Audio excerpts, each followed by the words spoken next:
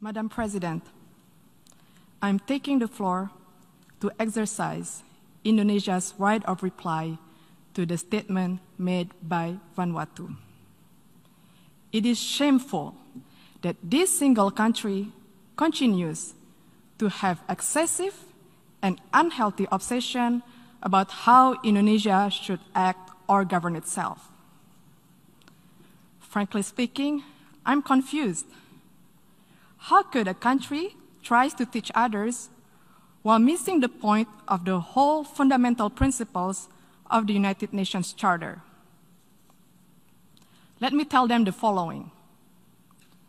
To do what is right is to respect the principles of non-interference in the domestic affairs of other countries. And to do what is right, it is to respect the sovereignty and territorial integrity of other countries. So until you have done so, please keep the sermon to yourself. Madam President, the President of Indonesia stated a few days ago in this great Hall of Nations, and I quote, "We must promote a win-win approach in building relations among states that is mutually beneficial," unquote. Indeed, such a call was echoed by world leaders throughout this prominent week. But this ignorant country chooses the contrary.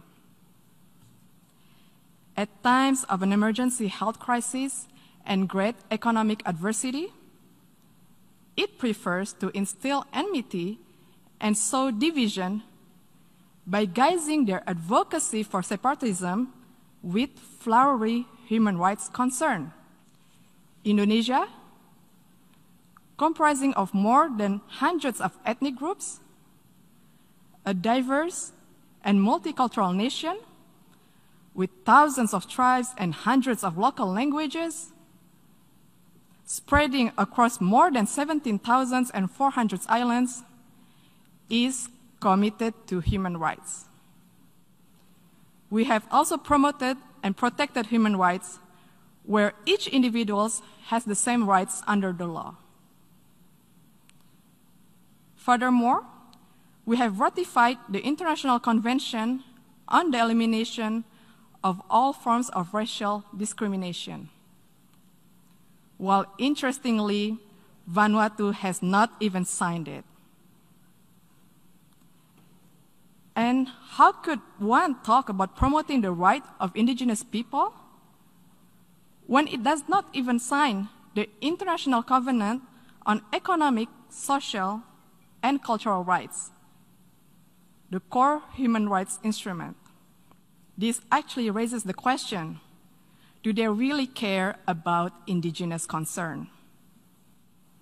More importantly, Vanuatu has not signed and ratified the Convention Against Torture and Other Cruel, Inhuman, or Degrading Treatment or Punishment. Madam President, the accusation of human rights is typical, a tall tale that they sell and stage over the years in the hall. Let me tell them, you are no representation of the people of Papua,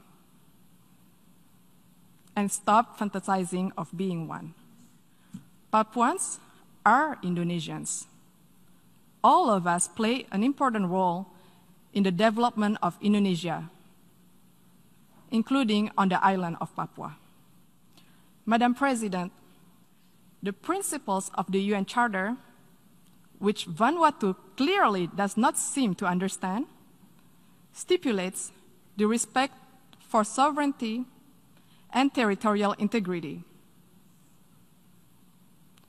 Indonesia will defend itself against any continuing advocacy of separatism conveyed under the guise of artificial human rights concern.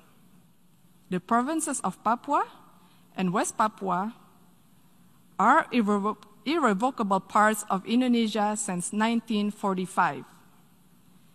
It has also been firmly endorsed by the United Nations and the international community decades ago.